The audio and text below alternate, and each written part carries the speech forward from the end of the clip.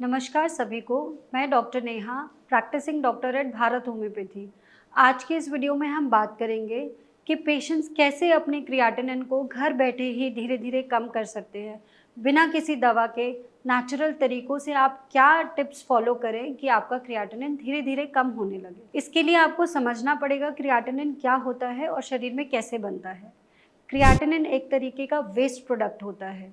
जो भी आप दिन भर में काम करते हैं, खाते हैं, पीते हैं, चलते हैं, फिरते हैं और आप जितना प्रोटीन खाते हैं, उन सब के मेटाबॉलिज्म से जो वेस्ट प्रोडक्ट बनता है उसे क्रिएटिनिन बोलते हैं।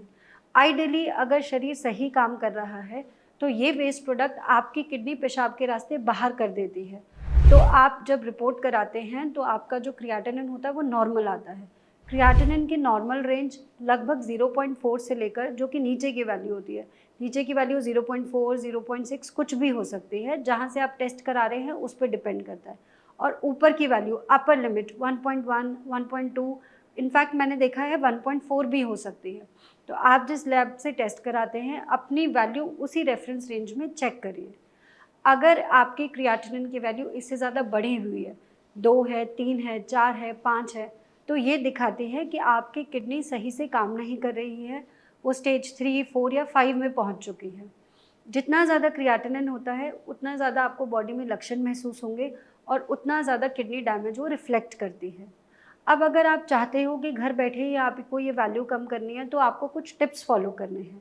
पहला टिप, आपको ऐसी डाइट फॉलो करनी है जो कि प्रोटीन की मात्रा कम हो जिसमें, तो और ऐसा प्रोटीन खाना है जो कि बॉडी में आसानी से एब्जॉर्ब हो जाए, यानी लो प्रोटीन डाइट, और जो आप प्रोटीन ले रहे हो वो इजीली एब्जॉर्बेबल, इजीली डाइजेस्टेबल होना चाहिए।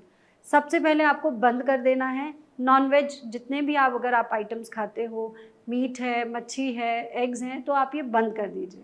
आपको खाना क्या है, आप मूंग दाल खा सकते हो। अगर आपकी क्रिएटिनिन की वैल्यू बहुत ज़्यादा नहीं है तो आप अरहर की दाल भी खा सकते हो। 1 से 2 कटोरी दाल आप ज़रूर खाएं और दिन भर में एक बार तो ज़रूर ही खाइए। मैंने देखा है ओपीडी में केसेस आते हैं ना, जैसे ही पता लगता है कि सीकेडी का केस है वो सब खाना पीना छोड़ देते हैं, सिर्फ हरी साग सब्जी खाते हैं और उबला हुआ खाते हैं। तो ऐसी डाइट ना तो आप ज़्यादा टाइम फॉलो कर पाओगे और ऐसी डाइट से जो है कमज़ोरी भी बहुत आती है। तो ये ध्यान रखना है, दाल का सेवन कोई ना कोई प्रोटीन सोर्स दिन भर में एक बार ज़रूर लीजिए। ईज़िली डाइजेस्टेबल प्रोटीन सोर्स होना चाहिए। दूसरा आपको क्या फॉलो करना है कि अगर आप ऐसे इंसान हैं जो बहुत ज़्यादा चलते हो या आपको जिम की आदत है, तो वो सब आपको कम करना है। जितना ज़्यादा आप मस्कुलर एक्टिविटी करोगे उतना ज़्यादा वेस्ट प्रोडक्ट बनेगा, उतना ज़्यादा क्रिएटिनिन बढ़ने के चांसेस हैं।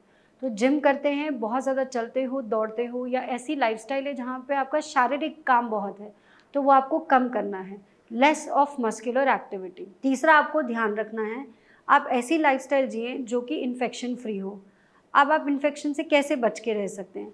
अगर आप अच्छी लाइफस्टाइल जिएंगे, आप ज़्यादा बाहर नहीं निकलेंगे, इन्फेक्शन से अपने आप को एक्सपोज नहीं करेंगे, जो भी घर में सब्जियां आ रही हैं उसको अच्छे तरीके से धो के इस्तेमाल करिए, तो आपको इन्फेक्शन का खतरा नहीं होगा।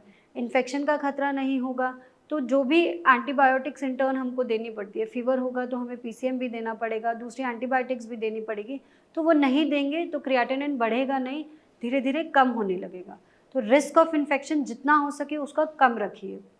चौथी आपको ये बात फॉलो करनी है कि आपको लो पोटाशियम लो सोडियम डाइट लेनी है। ऐसी चीज़ें जिनमें पोटाशियम की मात्रा ज़्यादा होती है वो आप खाने में बंद कर दीजिए। जैसे हरी साग सब्जी, गहरे हरे रंग की जो साग सब्जियाँ होती है, या ऐसे फ्रूट्स जिनमें पोटाशियम की मात्रा ज़्यादा हो, जैसे केला है या जितनी भी खट्टी चीज़ें हैं वो आप बंद कर दीजिए। इसकी बजाय आप एप्पल खाइए, पपाया खाइए, बेरीज़ खा सकते हैं आप। ये सारी चीज़ें खाएँगे तो, और कोशिश करिए दिन भर में 1 फ्रूट, 1 होल फ्रूट ज़रूर खाएँ। बहुत सारे फ्रूट्स को मिक्स करके मत खाइए, और फ्रूट्स जो है एक दिन में 100 ग्राम से ज़्यादा मत खाइए। तो ऐसे धीरे धीरे करके आपका क्रिएटिनिन कम होने लगेगा। पांचवा और सबसे इम्पॉर्टेंट बात, जो भी आपका अंडरलाइंग हेल्थ डिसऑर्डर है, यानी कि आपको किडनी डैमेज क्यों हुआ है, बीपी की वजह से हुआ है, शुगर की वजह से हुआ है, उसको आपको ज़रूर मॉनिटर करना है। अगर आपका बीपी लगातार बढ़ता चला जाएगा या आपकी शुगर की वैल्यूज़ मॉनिटर नहीं होंगी, धीरे धीरे बढ़ रही हैं, तो आपका क्रिएटिनिन इन टर्न बढ़ेगा। तो अगर आप चाहते हैं वो घटे और धीरे धीरे घटे, तो जितना अच्छा आपका बीपी और शुगर पे कंट्रोल होगा उतना अच्छा आपका क्रिएटिनिन धीरे धीरे कम होगा। इसके बाद भी आप कोई जानकारी लेना चाहते हैं, आपको कोई कन्फ्यूजन है, तो आप हमारी टीम से कॉन्टैक्ट करिए and we will be there to help you. Thank you.